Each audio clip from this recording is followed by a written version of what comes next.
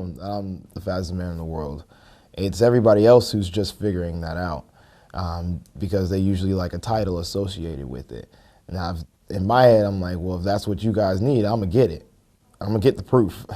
But to me, I'm still the same guy. My aunt died. Next morning, my cousin had a stroke. A couple hours later, one of my good friends' husband passed away. Then I caught COVID. And that was all between the Olympic trials. I hope the message that they got is no matter what obstacles or hurdles that you have and you're facing, that you don't believe that you're going to be stuck with them forever. That shouldn't diminish what you believe to be accomplished as you go on through life. I know a lot of people who get stuck in that space because they feel this is, a disability, or this is the cap as far as they can go, just because they have such a thing as a depression, anxiety. Maybe they're amputee, maybe they deal with being on the spectrum. That shouldn't matter. Your goals should not be limited to the situation that you're in, because you can always shoot for more. And if you don't, why should you hurt yourself or blame yourself for not trying? That's with the highs come the lows. That's just life. Yeah, absolutely. Yeah. Cool. Well, thank you. Thank you both. And anytime I've gotten COVID, it's never been about the temperatures. It's always been about the body aches, the chills, the headaches, the cold, and then asthma joining in on that and making it even worse. That's our worst fear. I mean, when I was back in the medical bay underneath the track, their biggest concern was me getting bronchitis, because we didn't want something to get infected and the asthma really start to take form. So we had to really jump on top of that, because if that was the case, I probably would have had to get a trip to the hospital for sure. And of course, no, this is not how I envisioned my Paris Olympics, but I'm just as proud of myself as I would have been if I obtained 3 gold medals. Grabbing the 100 was, I think, the most important thing. If I'm a 2-parent family and things aren't going too well, we can still do it. Like, I want them to know. It's fun to be the anti-hero sometimes. A little bit of Deadpool in there. A little bit of Deadpool. That's what you kind of liking yourself too, in that way, kind of like a Deadpool in a way? Yeah, a little bit. You're still going to count on me to win the day, aren't you?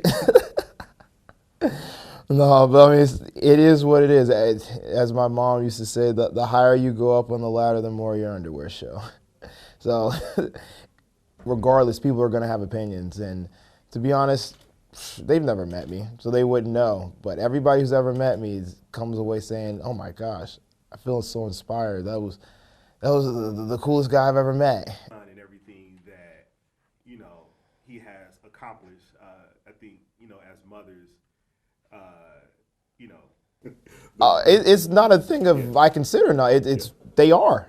They're Olympic champions, and the Olympic champions, you face the whole world, and they saw how difficult it is, and of course they came out on top, and of course I knew they would because we have some of the greatest athletes, but they saw you can't just slap everybody together and say this is a great team. There was a ton of countries out there who say, hey, we're not lying down just because we don't play in the NBA. We have cohesion, we have our own way of playing the game, and there was a lot of close calls.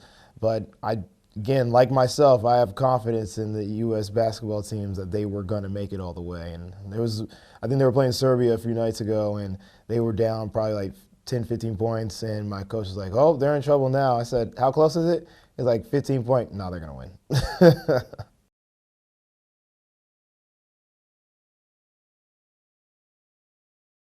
I never quite know how to answer it, because I feel like as a mom, I've always been proud of Noah for overcoming so many adversities. And I think the thing that I'm the most proud of for him is that he has a teachable heart. So that is something that you can't really parent, you can't really coach. So if I say something to him, I'm like, Noah, I think you might want to consider X, Y, and Z, then he'll actually sit down and listen. Or if I'll say, Noah, I think this came off inappropriately, or Noah, let's not do this. Then instead of saying, oh, Mom, you don't know what you're talking about, he'll actually listen. And I might be right and I might be wrong, but the fact that he actually listens to myself and his pops is what makes the difference. And I really appreciate the fact that he'll even send a text message after we have the uncomfortable conversations. And he'll say something like, thank you for telling me the things that I didn't want to hear. Thank you for being honest with me. Thank you for being part of my family.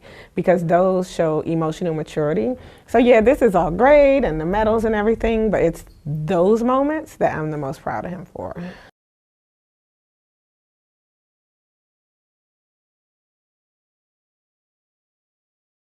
It was fun. I found out a few days ago, and then she was telling me and explaining to me the vision behind it.